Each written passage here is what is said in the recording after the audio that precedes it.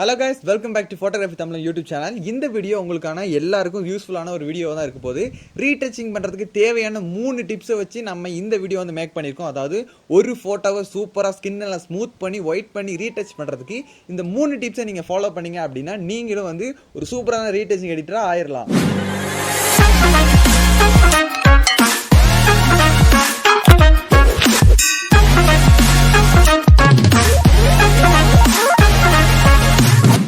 லைட்ரூமில் வந்து நம்மளோட photo open பண்ணிக்கலாம். ஃபஸ்ட்டு வந்து நம்ம கலர் கரெக்ஷன், அதுக்கப்புறம் வந்து லைட் அட்ஜஸ்ட்மெண்ட். ஓகேவா, நான் ராவில் போட்டு எடுத்துனால எனக்கு கொஞ்சம் டிலே ஆகுது.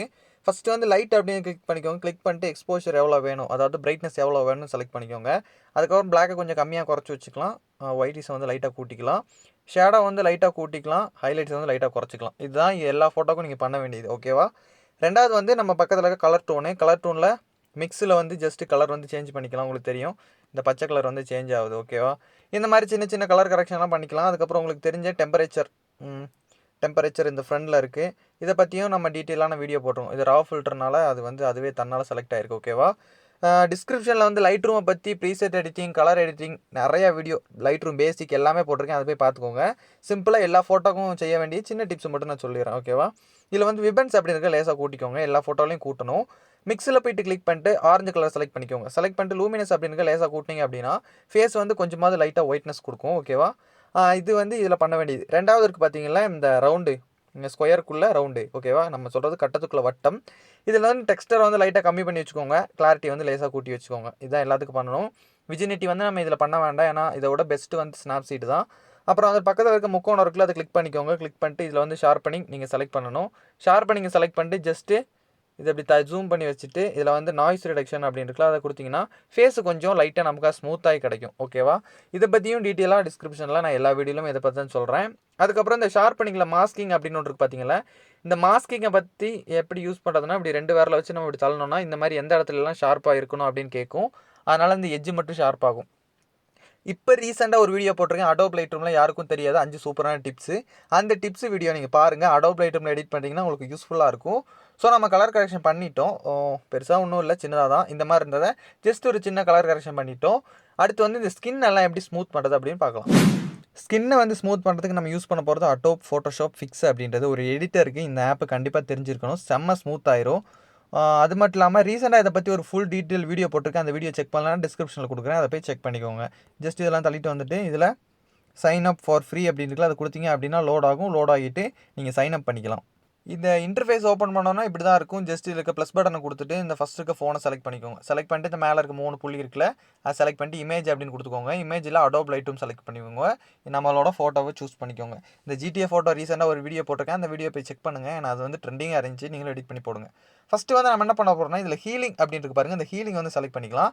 ஹீலிங்கை செலக்ட் பண்ணிட்டு என்ன பண்ணுறோன்னா, ஜஸ்ட் இங்கெல்லாம் பிம்பிள்ஸ் எல்லாம் இருந்துச்சுன்னு வச்சுக்கோங்க. சிம்பிளாக இந்த ஹீலிங்கை போட்டோம் அப்படின்னா இப்படி நம்ம இப்படி வரைஞ்சி கொடுக்க அதுவே தன்னால் அதுவே போயிட்டுருக்கும்.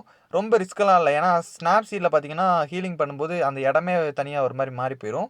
பிம்பிள்ஸ் எல்லாம் நிறையா பேருக்கு இருக்கும். ஸோ வந்து ஜஸ்ட் இந்த இடத்துல அப்படி வரைஞ்சி கொடுத்தீங்க அப்படின்னாலே அது வந்து அப்படியே பிம்பிள்ஸ் எல்லாம் அந்த நல்லாவே ஸ்மூத்தாகவே போயிடும். ஓகேவா, இந்த பிம்பிள்ஸ் எல்லாம் ரிமூவ் பண்ணிக்கோங்க. ஓகேவா, டிக் பண்ணியாச்சு. அடுத்து வந்து என்ன பார்க்க போகிறோன்னா, இந்த வந்து ஃபேஸை வந்து ஸ்மூத் பண்ணணும்ல, அதுக்கு வந்து இந்த ஸ்மூத் அப்படின்ற ஒரு ஆப்ஷன் இருக்கு பாருங்கள். இந்த ஸ்மூத்தை செலக்ட் பண்ணிக்கோங்க. செலக்ட் பண்ணிட்டு ஒப்பாசிட்டியை வந்து ஜஸ்ட் அந்த ஒப்பாசிட்டியில் கிளிக் பண்ணி கையை இப்படி மேலே தள்ளிட்டு வந்தீங்கன்னா மேலே ஏறும், கீழே தள்ளிட்டு கீழே இறங்கும். ஸோ வந்து மேலே தள்ளிட்டு வந்து 100 வச்சுருங்க.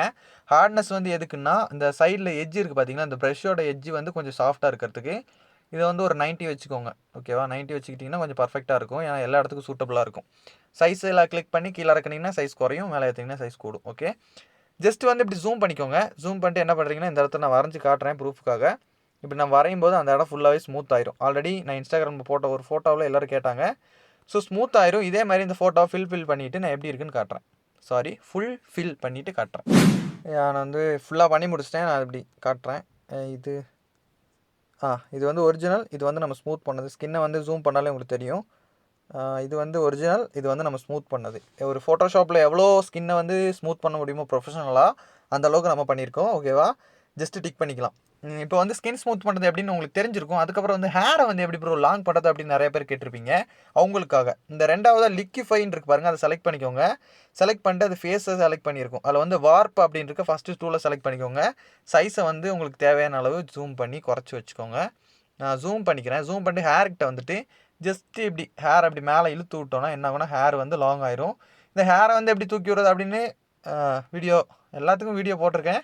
நீங்கள் புதுசாக இருந்தீங்கன்னா செக் பண்ணிக்கோங்க, டிஸ்கிரிப்ஷனில் கொடுக்குறேன். நான் உங்களை தப்பு சொல்ல முடியாதுல்ல.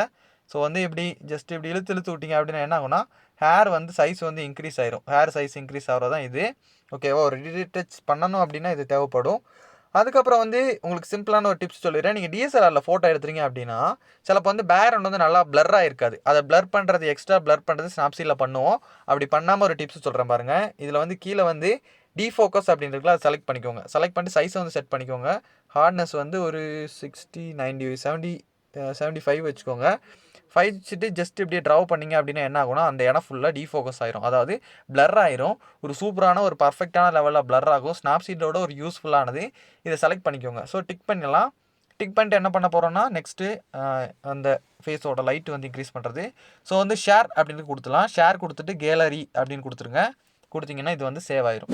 ஸ்னாப்சீட் ஆப்பை ஓப்பன் பண்ணிக்கோங்க. ஓப்பன் பண்ணிட்டு ப்ளஸ் பட்டனை கொடுத்துருங்க. ப்ளஸ் பட்டனை கொடுத்துட்டு மேலே இருக்க 3 புள்ளி இமேஜ் அப்படின்னு கொடுத்தோன்னா இதில் வந்து Adobe Photoshop Fix அப்படின்னு வந்திருக்கும். அதில் வந்து செலக்ட் பண்ணிக்கோங்க. ஓகேவா? ஃபஸ்ட்டு வந்து நம்ம பண்ண போகிறது கலர் வந்து கூட்ட போகிறோம். அதுக்கு வந்து நம்ம டூல்ஸை கிளிக் பண்ணி இதில் செலக்டிவ் அப்படின்னு அதை கொடுத்துட்டு கையில் வந்து செலக்ட் பண்ணிக்கோங்க. ஜஸ்ட் இப்படி ஜூம் பண்ணிங்கன்னா இந்த மாதிரி ஒரு கலர் இன்டர்ஃபேஸ் வரும். ஸோ வந்து ரைட் சைடு இப்படி தள்ளினீங்க அப்படின்னா என்ன ஆகும்னா பிரைட்னஸ் வந்து இன்க்ரீஸ் ஆகும் இந்த கையோட. அதே மாதிரி இந்த இடத்துல எங்கே ரொம்ப டார்க்காக இருக்கும் அந்த இடத்துல வச்சுக்கோங்க. வச்சுட்டு ஜஸ்ட் இன்க்ரீஸ் பண்ணிங்க அப்படின்னா சேம் அந்த பிரைட்னஸ் வந்து கூடும். இப்போ நீங்கள் பாருங்கள் இப்படி இருந்தது பிரைட்னஸ் கூட்டிட்டோம். இப்போ இந்த மேலையெல்லாம் இருக்குது ப்ரோ, இதெல்லாம் எப்படி ப்ரோ ரிமூவ் பண்ணுறது அப்படின்னா ஜஸ்ட் மேலே இருக்கிற இந்த ஆப்ஷனை கிளிக் பண்ணிட்டு இதில் வந்து வியூ எடிட்ஸ் கிளிக் பண்ணிடுங்க. செலக்டிவ்னு இருக்குல்ல, ஜஸ்ட் அதை கிளிக் பண்ணிங்கன்னா இந்த ஒரு இது சின்ன இதாகிடுச்சு. 20 இன்ச் வரும். இதில் இருக்க சென்டர் இருக்குல்ல, அதை கொடுத்தீங்க அப்படின்னா இதில் வந்து இப்படி வந்துடும். ஸோ வந்து இந்த அம்புக்குறி இருக்குது பாருங்கள், அதை அமுக்கி 100 ஆக்கிடுங்க. 100 ஆக்கிட்டு ஜஸ்ட் இப்படி வரைஞ்சிங்க அப்படின்னா என்ன ஆகும்னா நமக்கு தேவையான இடத்துல மட்டும் நம்ம வரைஞ்சிக்கலாம். ஸோ இந்த ஃபேஸில் மட்டும் வரைஞ்சோம் அப்படின்னா அந்த ஃபேஸில் மட்டும் உள்ள கலர் வந்து இன்க்ரீஸ் ஆகுமே தவிர மற்றபடி இந்த அவுட்டரில் உள்ள கலர் எதுவுமே இன்க்ரீஸ் ஆகாது. ஓகேவா? இப்போ நீங்கள் உங்களுக்கு வந்து ஃபேஸ் வந்து எப்படி ஒயிட் பண்ணுறது தெரிஞ்சிருக்கும். அதுக்கப்புறம் வந்து ஒரு விஜினிட்டி நீங்கள் ஒரு பிளாக் கலரில் பார்த்துருப்பீங்களா இந்த எட்ஜிலாம், அதை வந்து எப்படி செட் பண்ணுறதுன்னா டூல்ஸ் அப்படின்னு செலக்ட் பண்ணிக்கோங்க. லென்ஸ் பேக்ரவுண்ட் அப்படின்னு கொடுத்துக்கோங்க. ஜஸ்ட்டு இந்த புள்ளி இருக்குல்ல, அதை கிளிக் பண்ணிங்க, ரவுண்டை கிளிக் பண்ணிங்கன்னா ஸ்கொயர் ஆயிரும். இப்படி ஜூம் பண்ணிவிட்டு நல்ல உங்களுக்கு ஏற்ற அளவுக்கு இந்த எட்ஜஸில் வந்து எங்கேயும் பிளர் ஆகாத அளவுக்கு இப்படி செட் பண்ணிவிட்டு அதை கிளிக் பண்ணி ஸ்க்ரீனில் கிளிக் பண்ணி இப்படி மேலே தூக்குனிங்கன்னா இந்த மாதிரி ஒரு 3 ஆப்ஷன் இருந்துச்சு வரும். இதில் வந்து விஜினிட்டி ஸ்ட்ரென்த் இருக்குது பாருங்கள், அதை வந்து நீங்கள் இன்க்ரீஸ் பண்ணி இந்த மாதிரி டார்க் போட்டுக்கலாம். தயவு செஞ்சு Adobe Lightroom வந்து போடாதீங்க. இப்போ வந்து உங்களுக்கு ஒரு தெரிஞ்சிருக்கும் ஒரு ரீடச் பண்ணுற பிக் வந்து எப்படி இருக்குன்னு. இப்படி வந்து நம்ம ரீடச் பண்ணியிருக்கோம். ஓகேவா? Skin retouching smooth. இதோட ஒரிஜினல் பிக் நான் வந்து காட்டுறேன் பாருங்கள். இப்போ நான் Adobe Lightroom எங்கே இருக்குது ஓகே, Adobe Lightroom ஓப்பன் பண்ணிக்கலாம்.